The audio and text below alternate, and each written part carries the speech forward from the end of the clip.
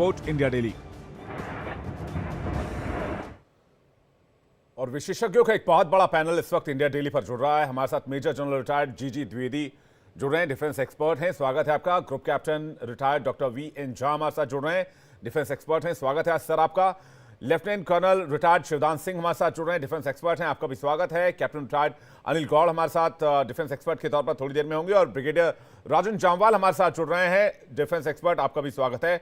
आप सभी का आज के पैनल पर मैं बहुत स्वागत करता हूं। दर्शकों आपका भी वेलकम करता हूं। और सबसे पहले जीजी द्विवेदी सर, मैं आपसे शुरुआत करना चाहूंगा। सर सबसे पहले जय हिंद आपको, दर्शकों को जय हिंद। और मेरा सवाल यह है कि क्या दुनिया इस युद्ध को अब आगे विश्व युद्ध के तौर पर देखे? नहीं, ऐसी बात नहीं है। ये युद्ध है, ये एक लिमिटेड युद्ध है और ये इसी क्षेत्र में भटकेगा और इसी क्षेत्र में रहेगा।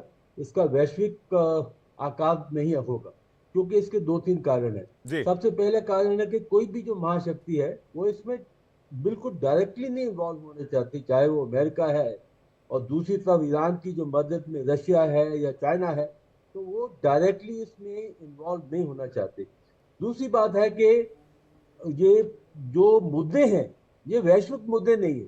ये मुद्दे जो हैं ये वेस्ट एशिया इसी के क्षेत्र के मुद्दे हैं। तो इसलिए ये जो युद्ध है ये सीमित रहेगा इसी एरिया में। हाँ, ये और भी भटकेगा, क्योंकि भटकने के लिए दो तीन कारण है। सबसे पहले, ना तो इजराइल पीछे हटने को तैयार है, ना ईरान, और उन पर दबाव भी नहीं बना पा रही है। अमेरिका जो है एलाई है इजराइल का, वो उस पर दबाव नहीं बना रही है। आज ही बाइडेन साहब की स्टेटमेंट आई थी, वो कहते हैं कि इजराइल को अपना सुरक्षा का पूरा हक है, पर उनको जो भी कार्य करने हैं, जो भी कार्रवाई करनी है, वो एक नपा तुला रिस्पॉन्स होना चाहिए। यानी कि उनको ईरान की जो न्यूक्लियर इंस्टॉलेशन है, न्यूक्लियर टारगेट्स हैं, उनको निशाना नहीं बनाना चाहिए। तो अभी दो तीन बातें बहुत साफ। सबसे पहले है कि ये युद्ध और भी भड़केगा, कोई इसमें शक बात नहीं है। दोनों तरफ से ये कोशिश हो रही है कि जो भी उनके एलाइज हैं, जो भी उनके पार्टनर्स हैं, वो उनके साथ हो। जैसे अभी ईरान है, आपने इसका जिक्र किया कि वो चाहते हैं कि गल्फ खाड़ी के लोग इनके साथ मिले। साथ ही साथ इजराइल ने इसका एक ऐलान किया था कि ये युद्ध है, ये धार्मिक युद्ध है, ये एक इस्लाम का ईसाइयों के बीच में और जूस के बीच में युद्ध है। वो भी चाहते हैं कि ज्यादा से ज्यादा देश उनके साथ मिले। तो तीसरी बात यह है कि ये युद्ध का जो आगे का आकार है उसका कुछ कहा नहीं जा सकता, क्योंकि एक साल में कोई भी ये युद्ध किसी सीमा पर नहीं पहुंचा है, कोई इसका जो एंड स्टेट नहीं हुई है। तो इसी प्रकार लगता है कि ये युद्ध अभी कोई एंड स्टेट की तरफ नहीं बढ़ेगा। ये युद्ध और भी आगे बढ़ेगा, पर सीमित रहेगा। और दोनों ये धड़े हैं, इजराइल और ईरान, ये इनके बीच में अभी ज्यादा युद्ध होने वाला है। जो हिजबुल्लाह है, हूती है या हमास है, ये इसके मुखौटे हैं। Over to you. Group captain V N Jha sir के पास आ रहा हूं। झा सर, आपसे जानना ये चाहेंगे, जैसा कि द्विवेदी सर बता रहे हैं कि ये बहुत ज्यादा नहीं भड़केगा, लेकिन इसका दूसरा पहलू अगर देखें कि जिस तरह से 150-200 मिसाइलों से एक साथ अटैक किया गया इसराइल के ऊपर, अगर इसराइल 150-200-300 मिसाइलें दाग देता है, बैलिस्टिक मिसाइलें ईरान के ऊपर, तो ईरान का कोई डिफेंस सिस्टम नहीं होगा ऐसा जो उसको प्रोटेक्ट कर पाएगा, जिस तरह से इसराइल बार बार अपने डिफेंस सिस्टम से ऐसे हमलों से बचता है। तो क्या ये बहुत बड़ा अटैक बन जाएगा और क्या इसराइल ऐसा कर सकता है? विवेक जी, देखिए, हमारे द्विवेदी जी हैं, जनरल द्विवेदी, काफ़ी एक्सपर्टाइज रखते हैं इन मामलों में, और उन्होंने जितने सारी बातें कही हुई, ग्राउंड रियलिटी तो वही है। लेकिन इसमें कुछ और चीज़ें मैं ऐड करना चाहूँगा कि देखिए, ये जो युद्ध हो रहा है इसमें आप बहुत सारे डबल स्पीक देखिएगा। आप यूएन की डबल स्पीक देखिएगा, आपको पता है ही कि गुतेरेस को इसराइल में आने से प्रतिबंध कर दिया गया है। आप ह्यूमन राइट्स काउंसिल्स की डुप्लिसिटी देखिएगा, इसमें जो कहा जाता है वो किया नहीं जाता है, और जो करना चाहिए वो कहा नहीं जाता है। इसके बहुत सारे एग्जाम्पल हैं, अगर कभी मौका मिला तो मैं आपको बताऊंगा। तीसरी, जो टेररिज्म है, इस्लामिक टेररिज्म, इसका डबल स्पीक भी आप देखिएगा। अभी फिलहाल तो हम सिर्फ 3 की बात कर रहे हैं। हमास से बात शुरू हुई थी, हिजबुल्लाह आई, और उसके बाद में हम हुती की बात कर रहे हैं। लेकिन याद रखिए, हम बहुत दूर नहीं हैं इराक वॉर से। जबकि आईसिस ने वहां पे अपना रूप दिखाया था। और आईसिस के बाद जबकि जो अल बगदादी ने कहा था कि विश्व खलीफत हो, ग्लोबल खलीफेट, इस्लामिक खलीफेट, तो क्या शिया, क्या सुन्नी, क्या और कोई सारे एक साथ मिल गए थे।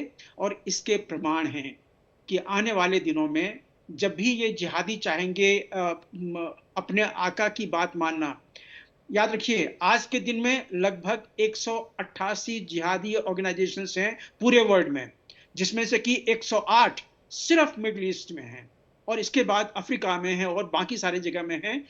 इनको इनके पालन करता है इनके क्रिएटर और इनके फंडिंग देने वाली एजेंसी और इनके आका इन्हीं देशों में हैं। ये 47 इस्लामिक देश हैं, इन्हीं में से हैं, जिसमें से कि आप जानते हैं इराक में जब यूएसए फाइट करने गया था, लड़ने गया था, या अफगानिस्तान में लड़ने गया था, आईसिस के जो क्रिएटर थे सऊदी था और सऊदी से अमेरिका के घनिष्ठ संबंध थे।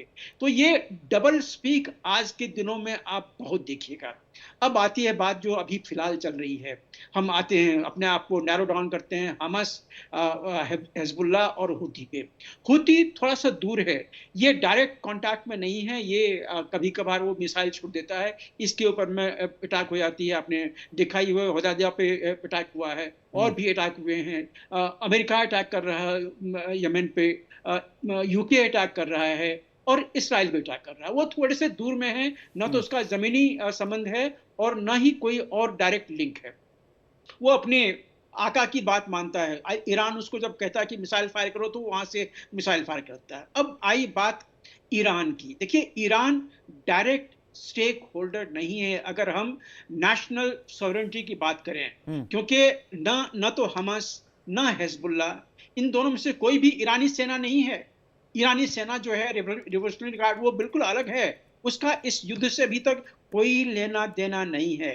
लेकिन जब लास्ट नाइट जब यूएन सिक्योरिटी काउंसिल में चर्चा हो रही थी तो ईरान ने कहा कि हमारे ऊपर डायरेक्ट अटैक किया गया है।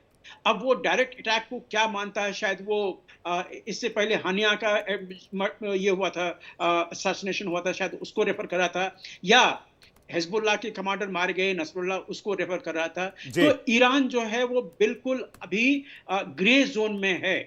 ईरान ने एक बहुत बड़ी गलती की है कि इतने सारे रॉकेट अटैक किए हैं, लेकिन ये रॉकेट अटैक ये ऑल ऑफ सडन नहीं हुआ है। इसकी शुरुआत अप्रैल में हुई थी, या अप्रैल क्या, पिछले अक्टूबर में हुई थी। पिछले 7 अक्टूबर को, जो आपको याद होगा जब ये रॉकेट अटैक हुए थे, तो उसी दिनों में एक प्लान बना था कि चूंकि इसराइल का ये जो आयरन डोम है ये काफी इफेक्टिव है, इसको कैसे डिसेबल किया जाए। और उसी समय में ये प्लान बनी थी कि अगर 100 से ज्यादा रॉकेट एक साथ उसके रडार पे आए तो वो उसे विफल नहीं कर पाएगा। और वो पॉजिटिव था, वो बिल्कुल सक्सेसफुल हुआ और उसी का रूप हमने अप्रैल में देखा हुआ, अप्रैल में हुआ है, और वही चीज हमने कल भी देखा है। जब भी आयरन डोम के ऊपर में इतने सारे एक साथ में रॉकेट आते हैं तो वो फिर काम नहीं कर पाता, सबों को एलिमिनेट नहीं कर पाता। एक और चीज याद रखिए, ये बैलिस्टिक मिसाइल था। बैलिस्टिक मिसाइल्स की जो ट्रैजेक्टरी होती है वो आम मिसाइल्स के जैसे नहीं होती, क्रूज मिसाइल्स या एरोप्लेन के जैसे नहीं होती है। ये सीधा ऊपर जाती है स्पेस में और स्पेस से अपनी ट्रैजेक्टरी बना के अपने टारगेट पे गिरती है। तो इसका जो सिग्नेचर होता है रेडार पे बिल्कुल अलग होता है। आपको पता है कि इसराइल के पास एरो 2, एरो 3 काफी effective anti ballistic missile system है, लेकिन वो भी 8, 10, 15, 20 को एक साथ में हैंडल कर सकता है। लेकिन जब वो 100, 150 यहाँ पे गिरे तो नहीं हैंडल कर सकता। और एक और चीज याद रखिए, कल रात में जो मिसाइल गिरे थे इससे सब्सटैंशियल डैमेज हुए हैं।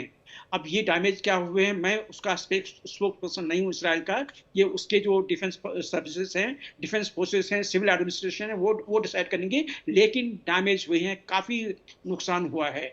अब जो नेक्स्ट स्टेप होगा इसराइल का, जो कल उन्होंने बातचीत की थी कि वो अपनी जगह चुन के, अपनी समय चुन के, अपने तरीके से ईरान पे हमला करेंगे। और वो चीज उन्होंने यूएन सिक्योरिटी काउंसिल में भी ये बिल्कुल जाहिर कर दिया कि इसका रिटेलिएशन होगा। रिटेलिएशन में मुझे नेतन्याहू की वो बात आती है जिसमें दो चीज उन्होंने कहे थे। एक कहा था कि जो जिहादी हैं हमारे आसपास में टेररिस्ट, मैं उसको पनपने नहीं दूंगा जो कि हमारे एग्जिस्टेंस को थ्रेट में डालता है, और दूसरा कि न्यूक्लियर, मैं ईरान को न्यूक्लियर नहीं होने दूंगा। अब यहाँ पे आपके बहुत सारे सवाल और बहुत सारे जवाब छुपे हुए हैं। अब जब ये अटैक होगा इसराइल की तरफ से, क्या इसमें इसराइल कोशिश करेगा कि जो लगभग कुछ लोगों का मानना है, आईएईए का मानना है कि ईरान अभी लगभग 75% यूरेनियम बनाने के बना रहा है ऑलरेडी, लेकिन कुछ सैंपल 92% यूरेनियम के भी उसके निकले थे, जो कि लगभग वेपन ग्रेड यूरेनियम है। तो क्या ईरान न्यूक्लियर थ्रेशोल्ड पे है? अगर है तो ये मौका जो है वो इसराइल नहीं चूकेगा, यहाँ पे होगा। हालांकि बाइडेन ने कहा है कि मैं सजेस्ट करता हूं कि ये न्यूक्लियर इंडस्ट्रियल पे हमला ना हो, लेकिन यूएसए ने ये भी कहा था कि इसराइल को राफा में हमला नहीं करना चाहिए, लेकिन राफा इसराइल ने हमला किया।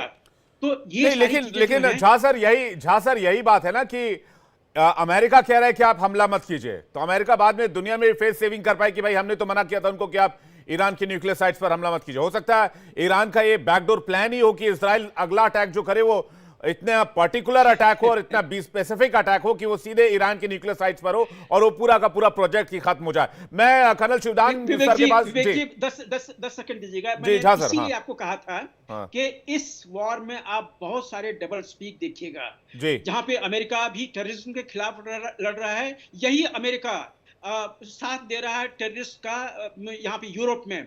जो सर्बिया का जो एक पार्ट चला गया है कोसोवो, वहां पे उसी का साथ दे रहा है। तो बहुत सारे डबल गेम अभी आप देखिएगा, आप देखते जाइए कि सर अमेरिका तो डे वन से डबल गेम खेलने के लिए ही जाना जाता है। वो यूक्रेन को हथियार देता है और कहता है रूस से जंग लड़ो, उसके बाद साथ वो हम अपना हथियार भी बेचता है और अपना इकोनॉमी भी स्ट्रांग करता है। मैं कर्नल शिवदान आपके पास आऊं और जामवाल सर आपके पास आऊं। इस बीच एक ब्रेकिंग न्यूज